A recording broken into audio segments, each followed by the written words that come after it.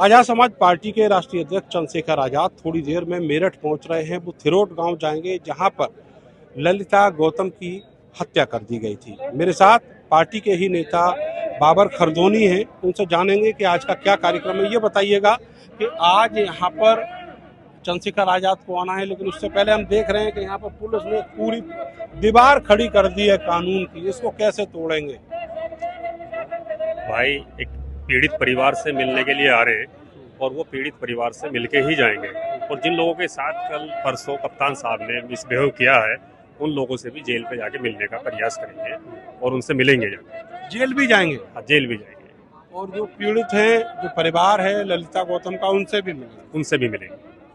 अच्छा, ये बताइए बाबर भाई, आप ये पूरा मामला शुरू से जान रहे हैं, तो आपको क्या लगता है कि पुलिस की जो इन्वेस्टिगेशन है उनमें कहाँ कहाँ कमियां रही हैं? पीड़ित परिवार का कहना ये है कि उन्होंने जिस लड़की की डेथ हुई है कि वो गांव से 35 किलोमीटर दूर, वो और उसके साथ कई लोग इन्वॉल्व थे जिन्होंने उनकी हत्या की है, लेकिन पुलिस ने एक व्यक्ति को जेल भेज दिया और बाकी पे कृपा कर दी है।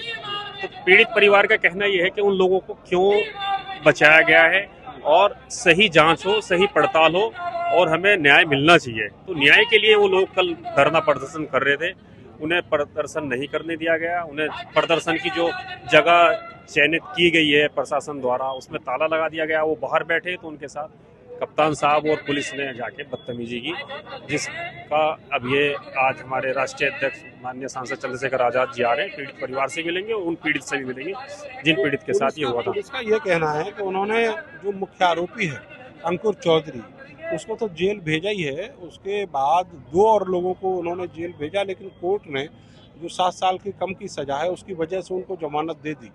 पुलिस अपने आप को इस तर्क से बचा रही है। नहीं तो पुलिस तो बचाएगी उन्हें। परिवार का कहना यह है कि 5 लोग या 2 लोग या 3 लोग जो भी थे उस केस में, तो उन पे अलग अलग धारा कैसे बनी, ठीक है। कुछ लोगों को 5 साल तक की सजा तो पुलिस छोड़ ही देती है अपने पास से। भाई हत्या हुई है तो उसे हत्या जैसे उसमें रखना चाहिए था। हत्या के में बाकी न्याय कोर्ट का काम है, जो कोर्ट करेगा वो ठीक है।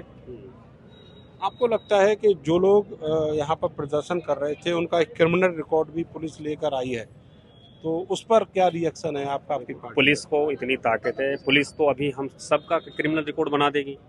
पुलिस ने जो रिकॉर्ड बनाया है उनमें कई लोग ऐसे हैं जो मेरठ में भी नहीं थे, ऐसे भी लोग हैं जो उसमें आरोपी बनाए गए हैं जिनका रिकॉर्ड बनाया गया है। पुलिस तो एक दिन में रिकॉर्ड तैयार कर देती है, अरेस्ट करके जेल भेज दिया गया। तो जो वो परसों का हुआ है, हम उससे सहमत नहीं है। वो एक तरीके से मनमानी और अमानवीय व्यवहार है पुलिस का, वो नहीं होना चाहिए था। आपका जो सवाल है वो एसएसपी अविनाश पांडे के ऊपर आप सवाल करते हैं? नहीं, पुलिस कोई भी हो, ये आपको क्या है, पुलिस ने जो विपक्ष के लोग हैं उन्हें अपनी बात कहने से पहले उनकी बात को रोक दिया जा रहा है। यही तरीका है। अरे लोग प्रशासन के पास जाते हैं, धरना करते हैं, प्रदर्शन करते हैं, तो डीएम साहब आते हैं, उनसे ले लेते हैं, उनका जो भी ज्ञापन होता है, जो भी चीजें, उन्हें आश्वासन देके वापस भेज दिया जाता है। लेकिन कलेक्ट्रेट में तो ताला लगा दिया गया ना, और उसकी जिम्मेदारी तो डीएम साहब की है। कलेक्ट्रेट के अंदर ही धरना प्रदर्शन की एक जगह है जहां हमेशा से धरना प्रदर्शन होता आ रहा है। जब कलेक्ट्रेट के गेट पर आप ताला लगाओगे तो लोग कहाँ जाएंगे? लोग तो उसके अंदर जाके, धरना प्रदर्शन की जगह थी तो उन्हें वहां बैठना पड़ा। और कब तक, कई घंटे लोगों ने इंतजार किया कि डीएम साहब आ जाएं, कप्तान साहब आ जाएं। कप्तान साहब नहीं आए तो बेचारे क्या करते लोग? कप्तान साहब आए, बाद में आए तो फिर मारपीट हो गई। उसके पहले तो नहीं आए ना, जब आए तभी वो मारपीट हुई है। और जब पुलिस अभिरक्षा में एक बंदी गाड़ी के अंदर था, तो वो तो अब पुलिस की जिम्मेदारी थी ना, उसके साथ कोई खरोंच भी ना आए। अब उसके साथ इस तरीके की वीडियो वायरल हो रही हैं, आप भी देख रहे हो, हम भी देख रहे हैं, तो वो नहीं है। पुलिस पे से लोगों का विश्वास उठ रहा है। पहले यही कलेक्ट्रेट पे इसी तरीके से गेट बंद किया गया था। जो किसान यूनियन के लोग हैं वो भी कई घंटे तक वहाँ पर बैठे थे, लेकिन उनके खिलाफ तो रोड जाम करने का मुकदमा नहीं लिखा गया। ये दलित हैं, कमज़ोर हैं, ये कमज़ोर वर्ग से लोग आते हैं। जहाँ दलित मुस्लिम जैसी चीज़ें आती हैं निकल के, वहाँ पुलिस का चेहरा दूसरा बदल जाता है, अलग तरीके से उसकी कार्यशैली हो जाती है। आपका कहना है कि जो अफसरशाही है वो जातिवाद के रंग से रंगी हुई है? साफ दिख रहा है, साफ दिख रहा है। और जो लोग सरकार से सवाल पूछते हैं, कहीं ना कहीं वो प्रशासन को ये लगता है कि सवाल क्यों पूछ रहे हैं। आलोचना सरकार को अलग बात है बर्दाश्त ना हो, लेकिन प्रशासन को बर्दाश्त नहीं है कि कोई सरकार की आलोचना करे, सरकार से सवाल पूछे। तो इसलिए ये सारी कार्रवाई हो रही है। जनता की, लोगों की, गरीब की, मजलूम आवाज़ को दबाने का काम सरकार के साथ साथ प्रशासन भी कर रहा है, ताकि प्रशासन आवाज़ को ना उठाए, जनता आवाज़ को ना उठाए। प्रशासन इस पे ही काम कर रहा है।